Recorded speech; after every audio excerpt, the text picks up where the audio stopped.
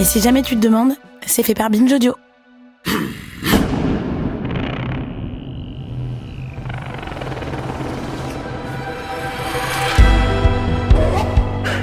Salut chers auditeuristes, on enregistre un épisode en express parce qu'on se dit que peut-être comme nous vous êtes un peu, voire très probablement, angoissés. Or le meilleur remède à l'angoisse c'est l'action.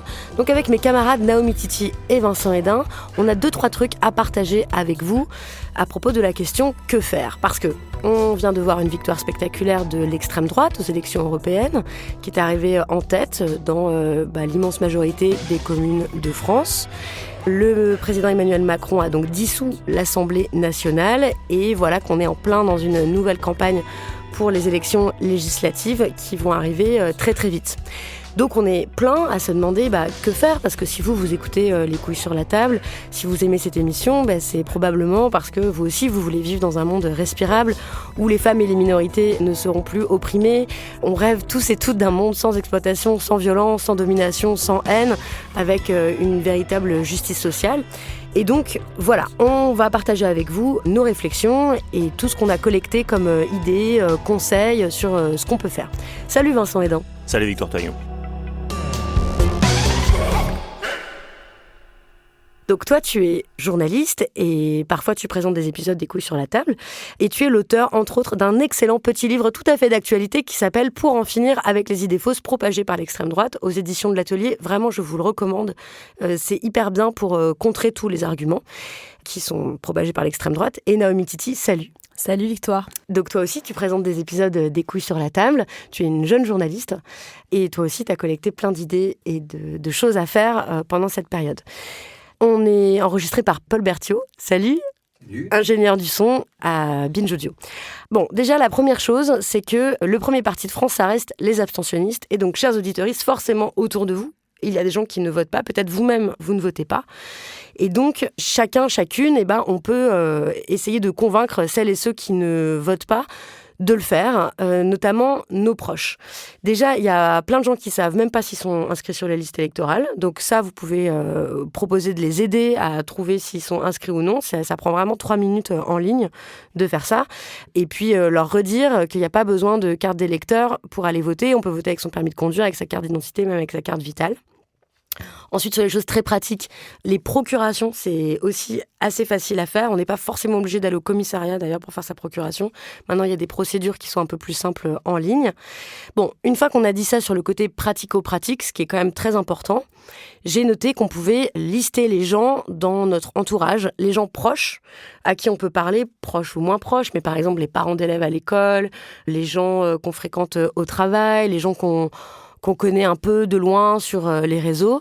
Et on peut commencer à parler de politique avec eux, leur demander comment ça va, leur dire que nous, on est inquiets de la situation. Et voilà, leur demander s'ils comptent aller voter, s'ils veulent en parler avec nous. Est-ce que vous deux, c'est des situations que vous connaissez, que vous avez déjà fait ? Comment vous vous y prenez en ce moment pour parler de politique avec des gens que vous connaissez pas trop ? Ou qui sont proches de vous, mais qui s'intéressent pas trop à la politique ? Moi, j'en profite pour sonder un peu autour de moi s'il y a beaucoup de gens qui continuent de refuser de voter et qui sont désillusionnés par le pouvoir que le vote peut ou ne peut pas avoir, justement. Et je me dis que c'est le bon moment, en fait, pour entrer dans cette conversation avec eux et essayer de comprendre leurs inquiétudes et leurs désillusions et essayer de leur faire changer d'avis, au moins pour ces élections-là, parce que ça me paraît très urgent. T'as des exemples de conversations qui ont eu un bon effet ? Ouais, il y a ma copine qui m'a raconté qu'elle en a parlé avec sa petite sœur qui est en âge de voter depuis longtemps, mais qui ne croit pas du tout aux élections. Mais elle lui a dit que cette fois-ci, Elle a la trentaine, quoi. Ouais, elle a même 25 ans, quelque chose comme ça. Et elle lui a dit que cette fois-ci, c'était vraiment important parce que si l'extrême droite arrive au pouvoir, il y a beaucoup de gens dont la vie sera même entravée, qui pourront plus bénéficier de droits. Et qu'au moins, si elle ne voulait pas voter, elle pourrait lui faire une procuration pour qu'elle puisse donner la voix à plein de gens qui, eux, n'ont pas la possibilité de voter parce qu'ils n'ont pas la nationalité française, par exemple. Et ça a marché ? Et ça a marché, elle lui a dit, d'accord, si tu veux, je te fais la procuration. Et puis, tu vas voter, tu mets une voix pour moi, quoi. Vincent Hédin, est-ce que toi, ça t'arrive comment tu t'y prends pour parler à des gens qui n'ont pas forcément envie de parler de politique ou qui votent pas forcément ? Est-ce que ça t'arrive ? Alors ça m'arrive tout le temps, ça m'arrive sur les fils WhatsApp de parents d'élèves où on dit s'il vous plaît, pas de politique. Ça arrive sur LinkedIn où on dit non mais l'entreprise elle est pas politique. C'est pas politique, moi je m'intéresse pas à la politique. Et donc je rappelle ce slogan très connu qui est que quand tu ne t'intéresses pas à la politique s'intéressera à toi. Et en l'occurrence, avec le péril qui nous menace les 30 juin et 7 juillet prochains, ça veut dire, comme vient de le dire Naomi, qu'il y a concrètement la vie de millions de personnes qui va changer du jour au lendemain. Et donc on en discute. Et en fait, là, quand on regarde la carte des... Qui va changer pas en bien. Hein, pas en bien. Non, oui, c'est la vie qui va carrément être menacée, en fait. Ça va être une... je crois qu'il y a un mot qui revient beaucoup en ce moment, il faut le marteler, c'est il va y avoir une brutalisation de l'espace public et de nos vies privées. Quand on regarde la carte de dimanche soir et du résultat des élections européennes, en fait, on ne peut pas ignorer les électeurs qui votent Rassemblement National. Hier soir, j'étais dans une rencontre en librairie à Bagnolet. Historiquement, le Rassemblement National faisait 2% là-bas. Ils en font 11. 11%, c'est une personne sur 10. Ça veut dire, vous en connaissez, ça veut dire que... Une personne qui vote sur 10. Une personne qui vote sur 10, bien sûr. Donc ça fait une sur 20. Donc ça veut dire que dans chaque classe, il y a des parents d'élèves qui sont concernés. Et moi, très souvent, en fait, c'est des profs. C'est des profs les premiers qui m'ont dit « Ah oui, maintenant j'entends des trucs dans la salle des profs qui vraiment sont très dérangeants et je n'ose pas y aller. » Et en fait, sur tous les sujets, il y a des ressources. Sur les sujets intimes, il y a l'excellent podcast de ta comparse Lolita Rivet sur « C'est quoi l'amour maîtresse ?» Mais sur le fait qu'il y aurait plus d'autorité à l'école, on peut en discuter. Sur le choc des savoirs. Enfin bref, sur absolument tout. Aujourd'hui, on a une abondance d'informations. C'est pour ça qu'aujourd'hui, on va être très synthétique. Les réponses à l'extrême droite, elles existent et pas du tout que dans mon livre. Elles existent partout en libre accès. Et en fait, tout le monde autour de nous, il y a forcément des électeurs RN. Donc, quelle que soit notre machine à café, que ce soit, si on est en emploi, la machine à café le matin, si on est retraité dans les loisirs, etc., puisque désormais, il y a aussi beaucoup de personnes âgées qui votent RN, ce qui n'était pas le cas avant. Dans nos sociabilités quotidiennes, on a la possibilité de rencontrer des électeurs RN et de dire qu'ils sont peut-être... sur le point de commettre l'irréparable, parce que je voudrais juste rappeler ça, c'est que l'extrême droite, elle arrive au pouvoir souvent par les urnes, mais après, elle ne rend pas le pouvoir. Oui, ils n'ont pas de respect pour les institutions, mais juste pour revenir à ce que chacune comme auditrice, auditeur peut faire, c'est vraiment d'avoir ces conversations politiques avec des gens avec qui on n'en a pas forcément parlé, des gens avec qui on évite le sujet d'habitude. Tu parlais des parents d'élèves. J'ai aussi lu beaucoup de gens qui disent qu'on peut mettre des petits mots dans les halls des immeubles, par exemple. Dire aux gens, voilà, moi je vais voter, c'est important pour moi. Et vous, est-ce que vous allez aller voter ?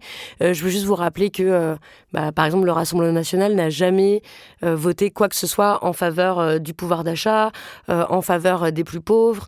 Utiliser en fait des argumentaires et le faire dans nos cercles très proches, quoi.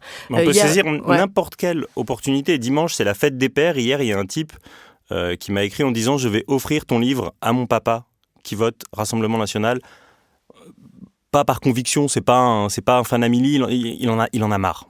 Et il m'a dit « Voilà, je vais me servir de la fête des pères pour qu'on discute, pour dire je sais qu'on n'en parle jamais, mais là, c'est pas une élection parmi d'autres. » Dans un livre qui a été écrit par Félicien Sauvy qui s'appelle « Des électeurs ordinaires », il rappelle qu'un des premiers mantras des électeurs du Rassemblement National, c'est qu'ils ne croient pas que la politique a la capacité à changer la vie. Donc au fond, peut-être qu'ils se disent en glissant un bulletin dans l'urne que c'est pas si grave.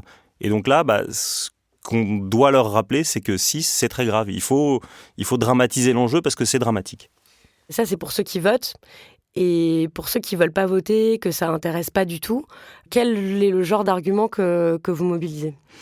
Moi, je pense que je pourrais dire déjà que, à mon niveau très personnel, ça va déjà changer ma vie si le RN passe.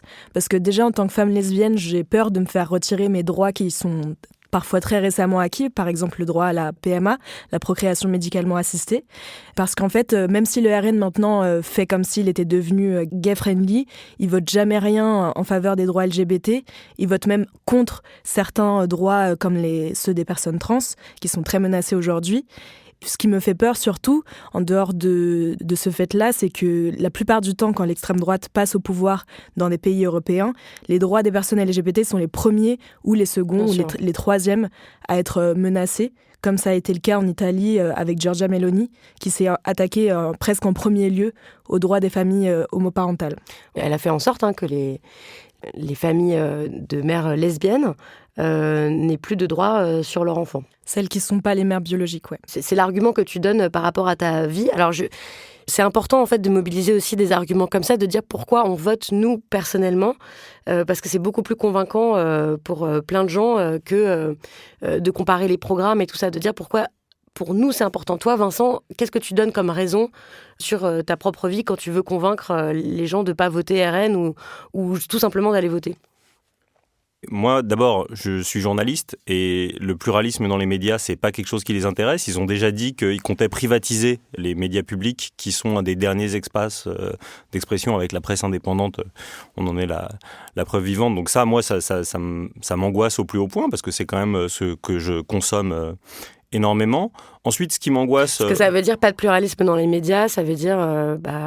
qu'il n'y a pas d'émissions, on peut s'exprimer librement, qu'il n'y a plus de documentaires, qu'il n'y a pas de contrôle de l'indépendance des journalistes. Enfin, c'est vraiment un univers médiatique ça veut dire qu'il y a de très peur. Ça veut dire qu'il y a de la censure d'informations, de documentaires qui grignotent le pouvoir. C'est exactement ce qui est en train de se passer en Italie avec Giorgia Meloni, mais c'est ce qui se passe...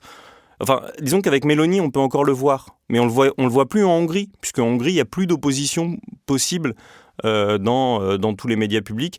Mais en fait, moi, je ne vote pas par égoïsme. Ce qui m'angoisse plus, c'est ce que le Rassemblement national va faire au droit du travail et à l'écologie. Très rapidement, contre le droit du travail, l'extrême droite a toujours été contre tous les conquis sociaux. Ils sont contre le droit de grève, ils sont contre le salaire minimum, ils sont contre le salaire égal entre femmes et hommes. Et ils veulent abaisser toute possibilité de contester, de revendiquer, etc. Bon, ensuite, il y a évidemment la préférence nationale dans les logements sociaux. Ça va être une catastrophe qui va concerner des millions de gens. Et puis, alors qu'ils disent qu'ils ont pris un tournant environnemental, etc., on a bien vu quand il y a eu des révoltes en début d'année avec des tracteurs partout que ce qu'ils veulent, c'est pas de normes, plus de glyphosate et zéro bio. Et ça veut dire un avenir qui nous condamne à moyen terme. Donc moi, c'est pour ça que je vais aller voter.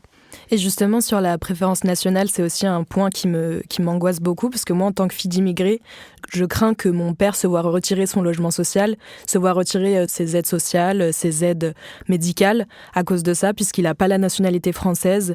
Et alors même qu'il est en France depuis 1976 et qu'il est en règle, il risquerait de se voir complètement... enlever tous ces droits, ces maigres droits, qui sont déjà très maigres, si le Rassemblement national passe au pouvoir. Moi, ça me fait très peur aussi. Et puis, non seulement ce qu'ils peuvent faire au niveau des droits, mais aussi la violence que ça libère, en fait, dans le pays. C'est-à-dire qu'après, en fait, une fois que tu vois des gens ouvertement racistes, antisémites, sexistes, très haineux au pouvoir, mais en fait, toutes les bandes d'extrême droite, toutes les milices et tout, ils se sentent plus, quoi. En fait, ils se sentent autorisés à tout. Donc... à faire des ratonnades, à tabasser des gens dans la rue, ouais. Et dans les pays gouvernés par l'extrême droite ou dans les États, par exemple des États-Unis gouvernés par des républicains très très à droite, en fait, on ferme les yeux sur les exactions des milices. On sait que le Ku Klux Klan, par exemple, pour donner un exemple paroxystique, se reforme. Et en fait, quand ils viennent et qu'ils tabassent des personnes racisées à 10, les flics arrivent 2 heures après, ils constatent rien, et puis on passe... Donc le Ku Klux Klan, c'est cette organisation suprémaciste blanche créée aux États-Unis et qui reprend de la vigueur actuellement. Ils se sont rendus coupables de meurtres, de pendaisons de personnes racisées parce qu'ils étaient très contre l'idée de l'instauration de droits civiques et d'une égalité de droits pour les Noirs américains. Les Noirs américains, voilà. On montre l'émotion qu'on a, qui est la peur. Et vraiment, pour convaincre en fait des gens qui sont proches, ça vaut le coup en fait de dire ça, de dire moi j'ai peur. J'ai peur pour ma vie, j'ai peur pour la vie de mes proches. Si je compte pour toi, si on est un peu amis, s'il te plaît, en fait, même si toi ça t'indiffère, fais-le pour moi. Ça, c'est un argument qui peut vraiment très très fort mobiliser, je pense. Et moi, ce que je dis autour de moi, c'est que, comme femme, même pas comme féministe, en fait, juste comme femme, ça me fait très très peur que le RN arrive au pouvoir, pour une raison très personnelle, qui est que en fait, l'extrême droite, ils ont toujours été contre les femmes. Ils ont toujours fait en sorte de réduire les droits qu'elles ont, notamment le droit à l'avortement. C'est toujours la première chose que auxquelles s'attaque l'extrême droite quand elle arrive au pouvoir. Là, on l'a vu aux États-Unis, on l'a vu en Pologne. Ça a quand même pour conséquence, quand on interdit l'avortement, la mort en fait d'énormément de femmes, parce que de toute façon, les femmes, même si on leur interdit d'avorter, elles le font, dans des très mauvaises conditions, mais elles le font. Et c'est incroyable qu'ils aient réussi à se faire passer comme des amis des femmes, ces gens du Rassemblement national. Notamment, leur discours sur les violences sexuelles, je pense qu'ils sont quand même en train de gagner, parce qu'ils arrivent à imposer l'idée que les violences sexuelles, qui concernent quand même énormément de femmes, eh bien, ce serait le fait d'immigrés, de personnes étrangères dans la rue. Et ça, on le sait, toutes les études le montrent, c'est pas vrai. Les agresseurs sexuels, les violences sexuelles, elles sont d'abord infligées par les personnes qu'on connaît, donc par nos proches autour de nous. Et ça, le Rassemblement national, ils n'ont aucune politique contre ces violences sexuelles.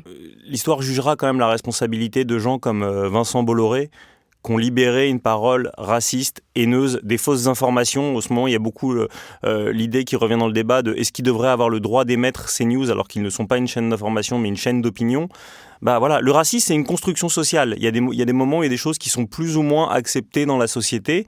Et là, effectivement, il y a une libération d'une parole haineuse qui est grandement due à ces médias-là et d'autres médias qui n'ont pas fait tampon, qui n'ont pas dit on arrête. Sur un débat sur France 2 entre Jordan Bardella et Gabriel Attal, Bardella a pu dire que 77% des viols étaient commis par des personnes migrantes, ce qui est évidemment une folie.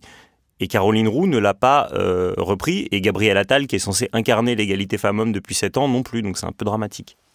Voilà, ce qu'on peut dire en tout cas pour résumer, c'est que ça vaut le coup d'avoir des conversations politiques autour de soi et de parler avec son cœur en fait, de pourquoi vous ça vous importe et de convaincre les gens autour de vous d'aller voter. Chaque voix, ça compte. Alors j'ai lu aussi d'autres réactions sur les réseaux sociaux, par exemple une écrivaine que j'aime beaucoup, Marcia Wanders, qui disait oui mais voilà, comment on fait quand on est dans un endroit où les gens votent en majorité d'extrême droite, on se sent quand même un peu seul et tout, parce que je tiens à dire que c'est pas notre cas, on vit à Paris ou en région parisienne où le RN fait pas du tout des scores très hauts, donc c'est pas du tout représentatif de ce qui se passe dans la majorité des villes et des villages en France.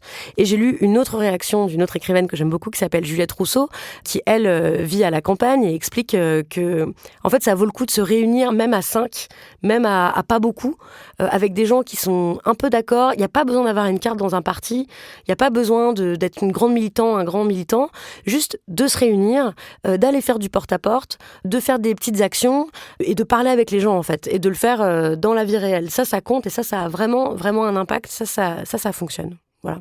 On peut appeler à des assemblées de rue dans les territoires où on vit, même si on est 10 ou 5 ou 3, ça compte. Voilà. Mais parce qu'il y a beaucoup de souffrance dans le pays et l'histoire décidera où est-ce que la pièce retombe. Mais quand il y a eu les gilets jaunes qui se sont rassemblés sur des ronds-points, ils étaient en colère. Ils étaient en colère et ils avaient envie de dire qu'il y avait des choses qui n'allaient pas dans le pays. Et quand les gens se réunissent, il faut les laisser écouter. Et j'espère que, puisqu'il va y avoir une élection très courte, les gens qui vont se présenter à ces élections vont aller là où il y a des rassemblements. Et si c'est des rassemblements de 10 personnes, aller écouter ce qu'ils ont à dire. Tu dis qu'il y avait beaucoup d'émotions de colère dans les mobilisations, dans la révolte des Gilets jaunes, mais il y avait aussi de l'espoir. Et de la joie, ouais. Et de la joie, parce que c'est ça la politique, en fait. C'est se mettre ensemble et c'est rêver de comment on peut améliorer notre vie, quoi, concrètement, de comment on peut changer la société, de ce qu'on peut mettre en place. Alors voilà, pour terminer, moi, j'aimerais savoir ce qui vous donne de l'espoir à chacun, chacune. Est-ce qu'il y a des exemples en France, dans l'histoire ou à l'étranger, que vous trouvez intéressant et que vous avez envie là de partager avec les auditeuristes? Moi, ce qui me donne de l'espoir, c'est la trajectoire de Rachel Keke, qui a été gouvernante et porte-parole de la grève des femmes de chambre de l'hôtel Ibis Batignolles, qui était une grève qui a duré, à partir de 2019, qui a duré 22 mois, et au bout de laquelle elles ont gagné. Donc, elles ont obtenu des meilleures conditions de travail, une meilleure rémunération et une meilleure protection contre le harcèlement sexuel. Ensuite, après cette victoire-là, Rachel Keke, elle a été élue députée. On ne sait pas encore si elle va être réélue, mais elle a pu porter à l'Assemblée des combats et des trajectoires de vie, des histoires de vie qui sont celles de la majorité des Français. Pas les vies des riches de l'Assemblée ou du gouvernement, mais des vies qui risqueraient d'être beaucoup plus impactées par l'arrivée du Rassemblement national au gouvernement. Et en plus, elle a une trajectoire qui est intéressante, Rachel Keke, aussi politiquement. Oui, alors quand elle a été élue en 2022, il y avait eu beaucoup d'articles malfaisants qui étaient ressortis sur le fait que elle avait relayé sur les réseaux sociaux des messages de soutien à Marine Le Pen ou au régime de Bachar el-Assad, et les gens s'étaient moqués en disant vous voyez l'inconstance de cette girouette, etc. Et en fait, elle avait expliqué très dignement qu'elle était arrivée dans le pays, qu'il fallait s'acculturer, elle ne savait pas, et elle était seule dans son coin, elle avait vu des messages haineux, et puis elle a découvert la lutte, elle a découvert le syndicat, le collectif. Elle a fait acte de contrition, elle a dit qu'évidemment elle regrettait tout ce qu'elle avait pu dire par le passé, qu'elle s'était trompée de colère comme sans doute des millions d'électrices et d'électeurs de ce pays se trompent de colère en mettant un bulletin Rassemblement National dans l'urne. Et aujourd'hui, voilà, je pense que c'est vraiment une trajectoire modèle. Nao a raison de la prendre en exemple parce qu'elle a porté la voix des sans-voix. Et toi, qu'est-ce qui te donne de l'espoir, Vincent ? Ce qui me donne de l'espoir, c'est que la situation est très grave et qu'on ne fait pas la révolution dans la mélasse. Quand on est un peu dans le confort, on a le choix entre... Là, il n'y a plus le choix, il n'y a pas d'alternative. Et il y a des précédents historiques. Je conseille à toutes les auditorices de regarder le film La Sociale de Gilles Perret qui donne la pêche. Parce qu'en 1945, une fois que le pays a été libéré, les gens avaient pas... Enfin, le patronat avait aucune envie de créer la sécurité sociale. Qu'est-ce que c'est que ces histoires de rembourser les soins, de rembourser les accidents, de donner la famille, et puis quoi encore, la retraite par capitalisation. En fait, il y a des millions de personnes qu'ont porté Ambroise Croizat, qui était le ministre communiste du Travail. Et Ambroise Croizat a dit, c'est pas moi qui ai fait la sécurité sociale, c'est les millions de personnes qui me portaient parce qu'il y a un moment où c'était plus possible. Et là, je crois qu'on est face à un choix historique qui fait que c'est maintenant ou jamais, quoi. Moi, ça me donne de l'espoir de voir quand même la mobilisation de toutes les personnes qui s'opposent à l'extrême droite et puis des propositions qui ressortent, parce que c'est pas que éviter le pire, c'est aussi construire un autre monde. C'est mieux partager les richesses, c'est prendre des mesures écologistes, c'est se battre pour l'égalité femmes-hommes, c'est redonner de l'argent aux services publics, enfin ce qui nous rend aussi la vie possible et agréable, au logement social, à l'école, à la santé, au transport. Tout ça, c'est des choses vraiment très très importantes, et je trouve qu'on entend là des idées qui sont enthousiasmantes. Et hors de France, moi, ça me donne beaucoup d'espoir de lire ce qui se passe au Mexique. Donc, on a une présidente de gauche qui est scientifique, qui fait partie du GIEC d'ailleurs, Claudia Sheinbaum, qui a fini par être élue. Et en fait, ça vient quand même d'un travail de mobilisation qui a duré 15 ans et qui a un travail de mobilisation sur le terrain. Et ça m'intéresse de plus en plus, les expériences comme ça, parce que c'est aussi comme ça que le RN est devenu très très populaire à l'extrême droite en France. C'est qu'en fait, ils ont fait un travail de terrain dans les endroits où plus personne n'allait. Il n'y a plus de service public. Voilà, c'est là qu'ils sont mis, les militants RN. Ils sont mis dans ce vide-là. Et par exemple, ce qui se passe quand tu adhères au Rassemblement National, c'est que on te dit tout de suite de devenir bénévole dans une asso locale. On te dit va donner un coup de main au Secours Populaire, au Resto du Cœur, va donner des coups de main dans l'aide aux devoirs, ils organisent des soirées, tout ça. Mais en fait, tout ça, c'est des services dont les gens ont besoin.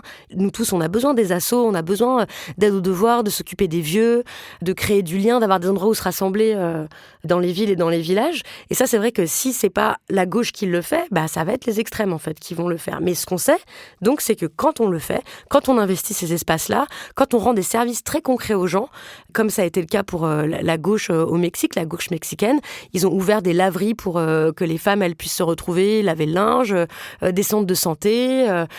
Elles se sont vraiment organisées. Et ça marche en fait. Ça, c'est faire de la politique aussi. Et je me dis qu'en France, on va bien finir par renouer avec ça, parce que c'était quelque chose qu'on savait faire aussi dans les années 20, 30. C'est aussi comme ça que le Front populaire a gagné en fait en 36. C'était aussi en rendant des services très concrets aux gens et en étant implantés partout dans le territoire. Il y a un théoricien américain qui s'appelle Saul Alinsky qui appelle ça le community organizing, mais effectivement on repart de notre quartier, notre ville, et peu à peu on rend des services de proximité, parce qu'il y a quand même une grande différence entre les services rendus par la gauche et par la droite, y compris tu mentionnais les associations, mais en ce moment on voit qu'il y a des maraudes la nuit pour les SDF. C'est vrai que c'était peut-être un peu ambigu, mais ce que je veux dire, c'est qu'ils rendent ces services, mais évidemment ils les rendent pas à tout le monde, évidemment ils les rendent qu'aux blancs, qu'à ceux qui considèrent comme étant des vrais Français. Ils le font de façon très raciste, bien sûr. Très raciste. Et après, parce qu'on a quand même là pour le coup des précédents avec l'extrême droite municipale, les pouvoirs publics sont un des premiers pourvoyeurs de subventions aux associations et ils les coupent dans les associations qui ne leur plaisent pas. Donc la Ligue des droits de l'homme, la CIMAD, Médecins du Monde, tous ceux qui viennent en aide aux personnes racisées et exilées de ce pays savent très bien que demain, elles n'auront plus un fifrelin public. Ça n'existera plus. Donc les seuls qui peuvent se mobiliser pour vraiment assurer l'universalité, ce qui est quand même la beauté de l'idéal politique, c'est-à-dire donner à toutes et tous partout, c'est la gauche. Voici pour les raisons d'avoir un peu d'espoir politique. Et enfin, je voudrais juste rappeler que, encore comme au début, que le remède à l'angoisse et puis à la paralysie, c'est l'action. Et donc que chacune peut s'engager, peut faire quelque chose. Et vraiment, je conseille tout le temps, quand je reçois plein de messages dans les rencontres et tout, qu'est-ce que je peux faire et tout ça, c'est vraiment trouver sa meute, quoi. Trouver son groupe, se retrouver physiquement, aller dans les manifs si vous aimez bien, emmenez vos potes dans les manifs, faites-en un bon moment, on peut aller dans des assemblées générales, on peut rejoindre des associations locales qui font quelque chose qui, à vous importe, on peut rejoindre un syndicat, ça je trouve qu'en France, on a vraiment un des plus bas taux de syndicalisation 8%. d'Europe. En fait, ça vaut le coup d'aller rejoindre vos syndicats. Moi, je suis syndiquée à la SNG-CGT, voilà, parce que c'est important, les organisations professionnelles, en fait. C'est ce qui nous défend aussi au jour le jour, c'est ce qui permet de s'informer, d'avoir des arguments, etc. Et puis dans les partis, si ça vous parle aussi. Voilà, voici pour ce petit vadémécum, ce petit guide d'action. Est-ce que vous voulez ajouter quelque chose, Vincent Hédin, Naomi Titi ? J'espère qu'on réussira toutes et tous à ressortir de ce moment particulier avec encore plus d'espoir. Il y a une expression qui dit « ils ont l'argent, on a les gens ». Tous les week-ends, d'ici au 30 juin, à commencer par ce samedi 15 juin, il va y avoir des manifs partout en France. Donc il faut qu'on soit des millions à défiler pour dire qu'on ne veut pas de cette France-là. Mais qu'est-ce que tu dis aux gens qui disent que ça sert à rien d'aller défiler, tout ça, d'aller en manif ? C'est galvanisant, c'est-à-dire que même physiquement, on ressent quelque chose à se faire emporter. La force du collectif, on a besoin de ça. Si on n'est pas assez nombreux, ça nous déprimera. Si on est nombreux, la peur va changer de camp et la force sera du nôtre. Je suis d'accord que je ressens, moi, cet effet physique d'aller en manif et tout, que ça fait du bien, en fait. C'est animal quasiment, mais en fait, on a besoin de se tenir chaud et d'être ensemble. Et pour terminer, je veux juste dire que souvent, ça me désespère, la situation politique. Et puis, souvent, on me demande, mais est-ce que tu crois que on va voir la fin du patriarcat bientôt ? Et est-ce que le monde va... Bon, dernièrement, j'ai vraiment senti un truc fort qui est que je sais bien que on va pas forcément le voir de notre vivant, le monde qu'on rêve d'advenir, mais moi, personnellement, ce qui me donne de la force, c'est de sentir qu'on s'inscrit dans un mouvement qui a plusieurs siècles. Voilà. Qu'on est juste un maillon de cette chaîne-là, qu'il y aura encore des militantes et des militants après, mais que c'est notre rôle de nous battre dans notre vie maintenant, comme on le peut, pour toutes celles qui se sont battues avant, et puis pour toutes celles qui vont devoir se battre après.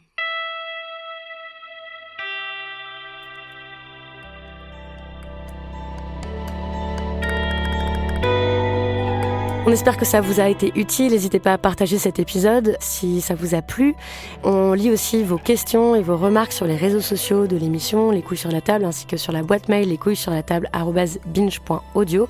On va vous mettre dans les ressources de l'article qui accompagne cet épisode toutes sortes de liens, de groupes, de posts, d'argumentaires qui nous ont semblé utiles. Voilà.